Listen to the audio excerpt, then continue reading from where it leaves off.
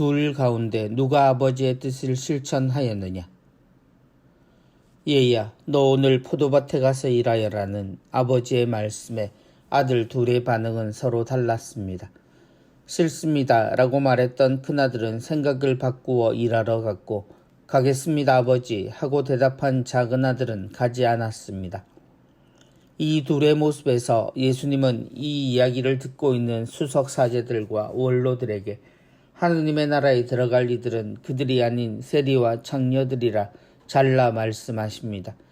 입으로 하느님을 말하고 사는 사람들, 그리고 그 말씀을 듣고 신앙생활을 열심히 한다고 말하는 사람들, 그런데 그들에게 삶이 없다면 그들은 분명 신앙과 삶을 분리해서 살고 있다는 이야기입니다. 자신에게 주어진 일을 충실히 하고 있음이 하느님께 최선을 다하는 삶이라고 생각하는 이들도 같은 모습일 수 있습니다. 그들의 공통된 특징은 대답과 순명을 혼동한다는 것입니다. 그들이 한 행동은 모두 대답입니다. 곧 가겠습니다 아버지 하고 말한 작은아들과 다르지 않습니다. 그들이 입으로 말하고 귀로 들은 것을 실천하지 않고 말하고 듣는 것에만 집중한다면 말입니다. 그러나 퉁명스럽게 싫습니다 라고 말했지만 아버지의 마음을 헤아리고 또 자신이 경솔했음을 알고 뒤늦게라도 밭을 향해 걸음을 시작한 이들은 그 모습이 부족해 보이고 게을러 보이기까지 하더라도 결국 아버지의 뜻을 알게 되고 그 밭에서 결실을 거두게 되어 아버지의 결실을 함께 누리게 됩니다. 그 순명이란 대답에서가 아니라 실천에서 이루어진다는 것입니다. 세상에 옳고 좋은 것을 모르는 사람은 없습니다. 선하게 살아야 한다는 것도 잘 알고 정의로우면 옳다는 것도 잘 압니다.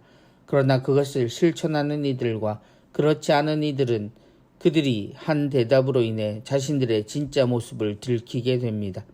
큰아들도 작은아들도 대답 이전에 아버지의 이야기를 들었기에 그 이야기는 대답이 아니라 실천을 요구하는 것임을 알고 있기 때문입니다.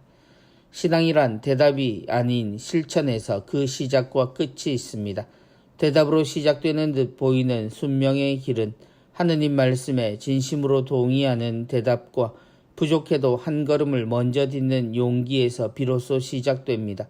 하느님께 제사를 봉헌하고 사람들에게 인생을 이야기하는 이들의 입에서 나오는 수많은 거룩한 이야기와 귀한 가르침이 하느님의 뜻을 전한 세례자 요한의 이야기에 동의하지도 반응하지도 않은 것에서 예수님은 그들이 입으로만 사는 위선자임을 나무라십니다. 그리고 잘못된 삶으로 죄인이 되어버린 이들이라도 자신들의 잘못을 알고 뒤돌아선다면 그들에게 오히려 하느님의 자비가 주어지리라 선언하심으로써 세상 의인들의 위선을 드러내십니다.